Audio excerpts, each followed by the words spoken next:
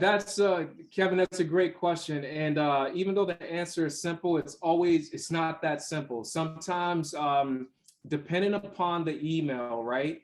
So think about it this way. Let's just say your mom's sending you a regular letter in the mail.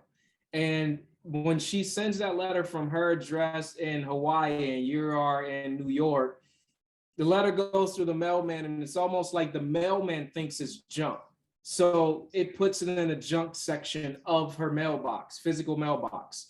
What we tend to do, what we should do is then you can choose whether or not that message is junk or not. So if you have a Gmail, like Yahoo or AOL, any of those emails, you should have an option to say not spam, not junk. Those two are synonymous, right?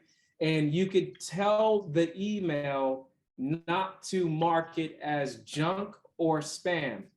When you do that, what should happen, emphasis on the word should, and it's in all caps, it should automatically go right to your inbox going forward.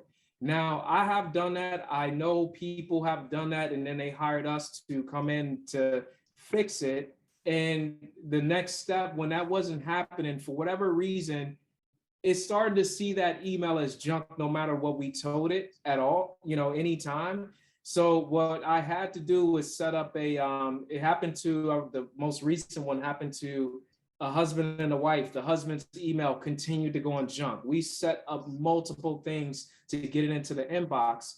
What we had to do at the end of the day was set up a filter which said, hey, this email, julius@nerdalert.com, anytime this email comes in, we set a filter up to automatically push it in the inbox or go into its own mailbox, because for whatever reason, the email itself was not allowing it, even though we followed their rules, allowed it to go into the inbox. So hopefully it's not that complicated, and you can just go and just click on that email, and just when you go into the junk mail or spam mail, you should be able to just say, this is not junk, this is not spam, move it to the inbox, and hopefully Okay. that should work. Yeah. All right. Thank you.